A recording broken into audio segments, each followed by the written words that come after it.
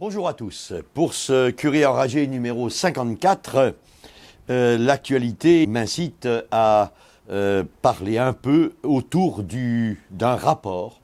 Le rapport de l'Académie nationale de médecine en date du 18 septembre dernier, 18 septembre 2019, rapport qui donnait l'opinion de l'Académie nationale de médecine sur le projet de loi qui va étendre la PMA et la GPA bientôt aussi, c'est-à-dire la procréation médicalement assistée et ensuite la gestation pour autrui.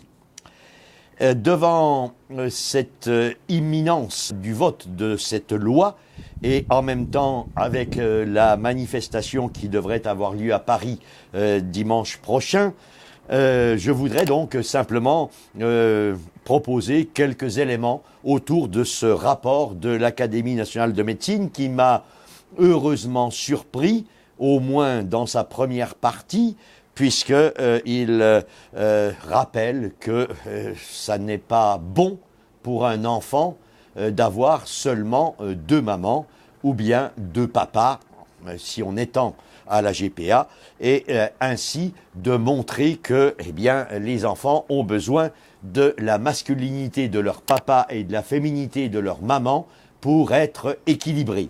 Et donc l'Académie de médecine va protester contre cette loi au nom de tous les psychiatres, psychologues, psychanalystes qui vont constater que ces enfants-là, qui seront nés de cette permission de la PMA, vont finalement payer l'addition et avoir de grandes chances de ne pas être, sauf miracle ou sauf cas particulier, de ne pas être équilibré, puisqu'il manquera totalement la présence d'un père. Si je consacre ce Curé enragé numéro 54 à ce sujet aussi, c'est parce que je m'aperçois que finalement, dans l'opinion publique, on consacre peu d'intérêt à cette question. Et pourtant, elle est absolument fondamentale, aussi bien dans la disparition de la paternité, sur laquelle est fondée la nature humaine, pourtant, et non seulement sur cette disparition des pères, finalement, mais aussi sur ses conséquences désastreuses sur les enfants qui seront conçus ainsi, et tout cela passe dans une indifférence tout de même assez généralisée, même si bien des groupes, bien des associations catholiques vont essayer de s'exprimer, essayer de faire réfléchir les gens, etc. Mais il m'apparaît invraisemblable que ce sujet finalement n'attire que peu d'intérêt de la part du grand public. Un peu d'ailleurs comme le sujet de Vincent Lambert qui finalement n'avait pas non plus soulevé les foules. Et pourtant, c'était du mensonge organisé. Je note d'abord un paradoxe, plus exactement deux paradoxes. Nous avons une idéologie féministe plus que développée en France, qui connaît un succès énorme, et ce féminisme, finalement, normalement, devrait défendre la femme et la dignité de la femme. Or, nous savons très bien que si on vote la PMA, la procréation médicalement assistée, cela va conduire, ce n'est qu'une étape, comme ça l'a été pour le Pacs entre les homosexuels et ensuite le mariage des homosexuels. De la même façon, il y a une étape qui est la procréation médicalement assistée, mais qui va conduire très vite à la gestation pour autrui, c'est-à-dire à la location d'un ventre d'une femme pour faire grandir un petit qui sera issu d'un sperme d'un homme et d'un ovule d'une femme et qui va louer un corps, louer un utérus pour ensuite devenir un bébé. c'est sûr, c'est évident, il y a là un manque de respect pour le corps de la femme, pour sa féminité, pour sa maternité extraordinaire. Mais d'un autre côté, les féministes, justement, vont être d'accord pour une procréation médicalement assistée élargie à des couples de femmes homosexuelles ou alors à des femmes seules, avec la négation de la paternité, bien sûr, de la masculinité, bien sûr, mais tout cela aboutissant à accepter finalement qu'une femme loue son ventre. Est-ce que l'utérus d'une femme, l'intimité d'une femme, la dignité d'une femme permet qu'on fasse et on pratique de telles locations? Parce que c'est vraiment une location, comme un locataire qui loue un appartement. Deuxième paradoxe également, nous sommes dans un siècle où l'écologie nous est continuellement versée, nous est donnée au fil et au fil et au fil d'émissions, de discussions, etc., etc. Vraiment, on nous verse de l'écologie partout et tout le temps maintenant. Or, qui dit PMA, qui dit procréation médicalement assistée, ou alors l'assistance médicale à la procréation, mais ce qui est pareil, cette procréation médicalement assistée, c'est tout sauf un acte écologique. Ça n'est pas du tout respecter la nature, c'est trifouiller, tripatouiller pour faire naître artificiellement des enfants. Ainsi, là encore, nous assistons à un paradoxe. On nous serine avec l'écologie, la vraie et la fausse d'ailleurs, mais de toute façon on nous serine l'écologie et d'un autre côté on autorise des actes qui sont à l'inverse même de la véritable écologie et même de la pensée écologiste. Venons-en donc à ce rapport de l'Académie nationale de médecine. Ce rapport a été donc donné le 18 septembre 2019. Il a été voté, 69 voix pour à l'Académie de médecine, 11 voix contre et 5 abstentions. Donc il analyse le projet de loi qui est en train d'être discuté par la Chambre des députés, d'une part, et puis ensuite le Sénat, comme il se doit pour toutes les lois. D'abord, l'Académie de médecine rappelle que finalement, il ne s'agit pas d'un problème de technique médicale, puisque la procréation médicalement assistée fonctionne à l'heure actuelle. Il reste bien sûr le problème des embryons fécondés et que l'on va détruire. Ça, c'est de l'avortement, c'est détruire des petits.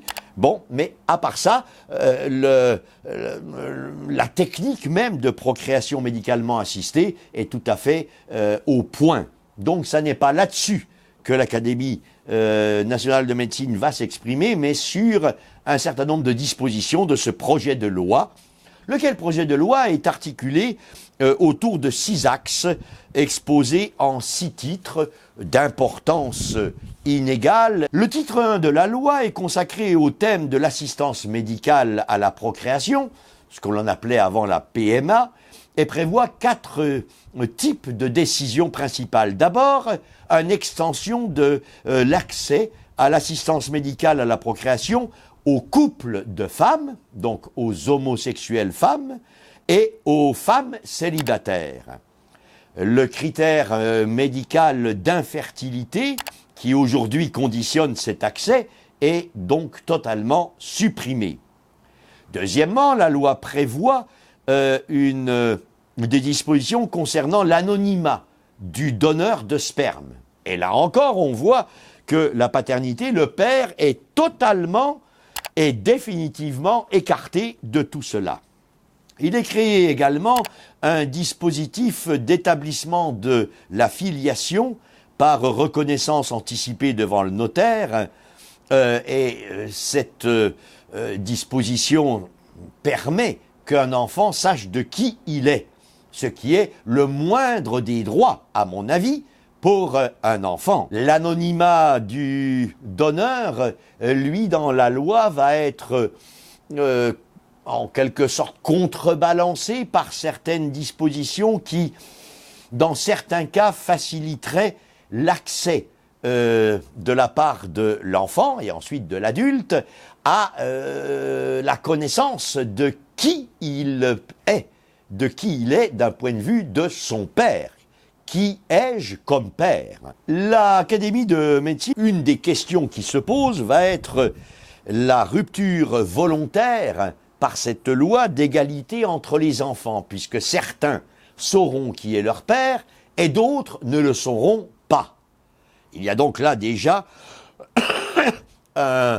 une question d'égalité des droits devant la vie, devant sa propre identité, à chacun d'entre nous, à soi-même. Et deuxièmement, il y a la reconnaissance par l'Académie nationale de médecine que quand on nous serine en nous disant que finalement les enfants qui ont deux mamans mais pas de papa et qui n'en auront jamais, ils sont toujours aussi bien que les autres et qu'il y aurait des études là-dessus dans le monde, en particulier dans les pays qui ont déjà pratiqué cela.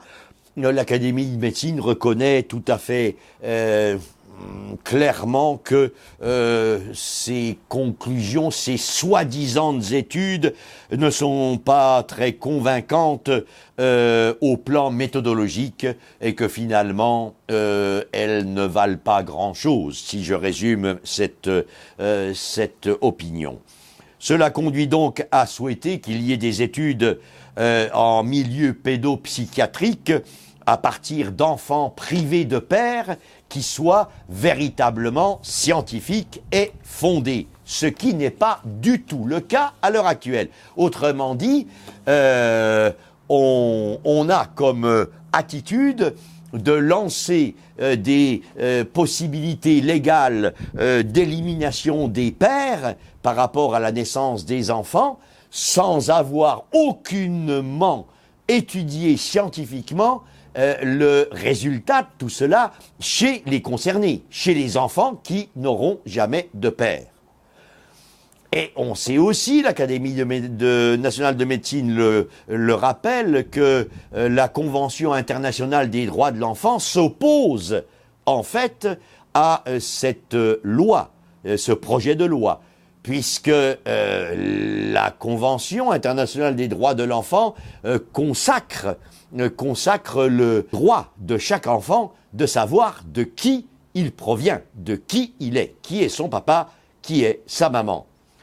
L'Académie nationale de médecine également rappelle, je cite, elle estime que de plus en plus malmenée par les évolutions sociétales, la figure du père reste pourtant fondatrice de la personnalité de l'enfant, comme le rappellent des pédopsychiatres, des pédiatres et des psychologues qui demeurent dans leur majorité, pour le moins, réservés sur cette innovation radicale. Entendez, d'éliminer le père. Dans tous les cas d'extension de la procréation médicalement assistée, on ne peut méconnaître, dit l'Académie nationale de médecine, la question de l'altérité et celle de la différence homme-femme. Il y a là encore un rappel par cette académie du caractère totalement fou et incompréhensible de la théorie du gender aux Amériques, la théorie du genre qui dirait que la différence entre un homme et une femme, ça n'est que biologique, tout le reste ne serait le produit que de la société, que de la culture, que de la civilisation, mais qu'en fait il n'y a aucune différence entre homme et femme, si ce n'est sur un plan biologique qui finalement n'intervient pas ou peu. La deuxième disposition de l'article 1er de cette loi concerne la question de l'anonymat du donneur.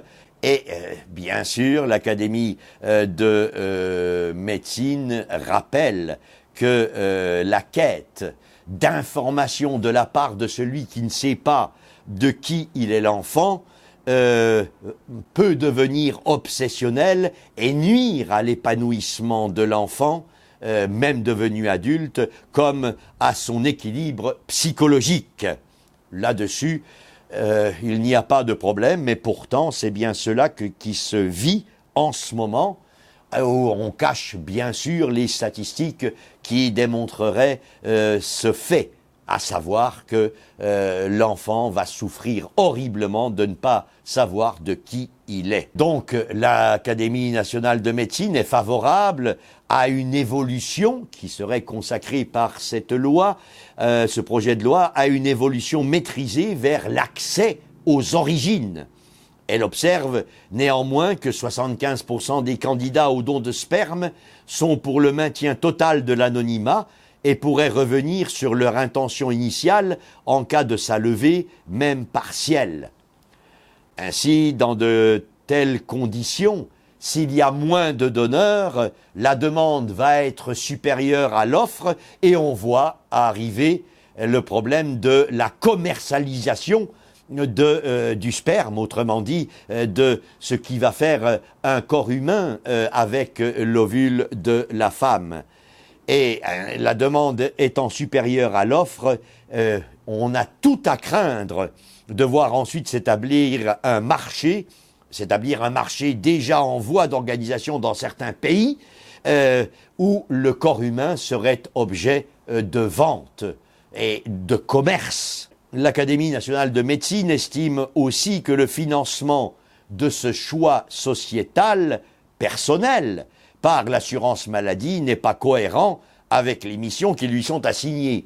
Il est bien certain que les femmes lesbiennes qui voudront avoir un enfant, ça n'est pas très cohérent que ça soit remboursé par la sécurité sociale, ce qui pourtant est contenu dans le projet de loi qui est en ce moment discuté au Parlement. Une quatrième disposition de la loi du projet de loi permet de conserver par les femmes leur ovocyte en dehors de tout motif médical. Et donc, on va congeler ces ovocytes et des femmes pourront être ensuite mères de bébés alors qu'elles vont avoir 60 ans, 70 ans, 80 ans. Les bébés ne sont plus conçus pour eux-mêmes, mais simplement pour le plaisir, la satisfaction de certaines mamans en manque de maternité. Probablement parce qu'ayant été féministes, ayant refusé une des dimensions fondamentales de la féminité, à savoir la maternité.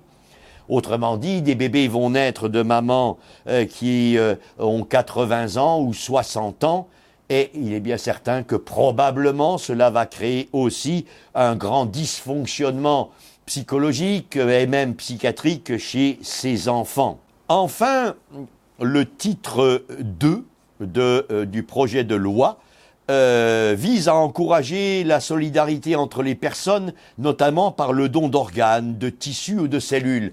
Et c'est très bien. C'est très bien qu'on puisse donner un de ses reins à un proche qui a un cancer des reins, etc., etc. Ce don d'organes, il est moralement tout à fait bon. Oui, mais dans la mesure où on ne va pas le commercialiser, premièrement, et deuxièmement, réaliser par cette fécondation in vitro, cette procréation médicalement assistée, des magasins de pièces détachées.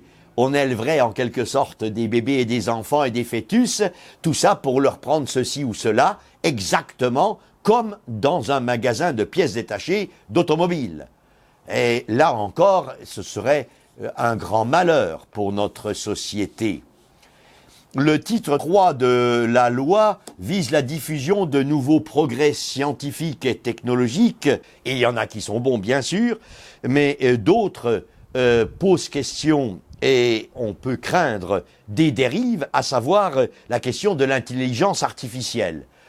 L'Académie note que le grand public n'est pas encore bien conscient de cette difficulté et de ses craintes légitimes par rapport à l'apparition de l'intelligence artificielle qui peut être très bien cadrée. Dans ce cas-là, ça va. mais qui peut être aussi la source de nombreuses dérives. Et l'Académie de rappeler que il faut un prérequis essentiel de sécurité dans l'utilisation de l'intelligence artificielle pour les millions d'usagers dont le destin en matière de soins dépendra de cette intelligence artificielle. C'est l'analyse, par exemple, l'analyse statistique de telle ou telle maladie, de telle ou telle chose. L'intelligence artificielle va nous permettre de faire des progrès, mais encore faut-il qu'elle soit respectueuse des neurosciences, qu'elle soit respectueuse de la personne humaine, etc. Le titre 4 du projet de loi vise à faciliter la recherche recourant à certaines cellules et en lien avec la médecine du génome, la médecine génomique. Et là encore, il peut y avoir de bons progrès, mais il faut absolument qu'on encadre cela. Et c'est bien difficile à l'heure actuelle avec l'idéologie de l'avortement, avec l'idéologie justement des embryons en tant qu'utilisés comme des magasins de pièces détachées, etc., etc. Et là, on voit justement tout le paradoxe de notre société. On veut protéger les gens contre une intelligence artificielle qui nous enfermerait et supprimerait notre liberté, notre individualité, etc. Mais d'un autre côté, on autorise la recherche sur les embryons, on autorise... alors qu'il s'agit à chaque fois d'avortements de personnes humaines qui ne sont pas des magasins de pièces détachées ou même des rats ou des souris qui permettraient l'expérimentation médicale. Alors il y a quelques dispositions qui sont de bon sens dans ce chapitre du projet de loi, à savoir faire obstacle à toute expérimentation visant la transformation des caractères génétiques dans le but de modifier la descendance. Pour l'instant, donc, on n'en est pas encore là. On n'en est pas encore à modifier les gènes de quelqu'un pour modifier la descendance. Heureusement. Par contre, la loi autoriserait la pratique de réduction embryonnaire en cas de grossesse multiple qui n'entre dans aucun cadre légal pour l'instant, ni dans le cadre légal de l'avortement, ni dans le cadre légal de l'avortement volontaire ou pour raison médicale. La pratique de réduction embryonnaire, je le répète, ce sont des avortements. Ça consiste à tuer des gens. Je le répète encore une fois. La loi voudrait clarifier la situation de la femme mineure concernée par un avortement pour raison médicale et qui désirerait garder le secret à l'égard de ses parents. Là encore, ça pose d'énormes problèmes. Comment se fait-il qu'une jeune fille, une adolescente puisse avorter sans même que ses parents soient au courant? C'est absolument scandaleux. C'est la négation de l'autorité parentale, de la responsabilité d'un papa et d'une maman et de leur droit inaliénable à éduquer leur enfant, dans la mesure où les enfants cacheraient tout cela à leurs parents.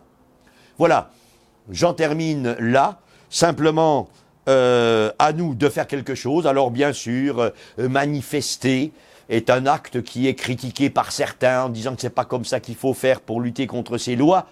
Peut-être, mais à ce moment-là, que ces personnes proposent une action, proposent vraiment une politique que l'on adopterait pour préserver notre pays de ces lois qui sont scélérates. N'ayons pas peur des mots, des lois scélérates contraires à la nature humaine, contraire à la loi naturelle, contraire à la dignité de chacun d'entre nous et à la dignité de l'humanité, et en plus contraire à la loi de Dieu.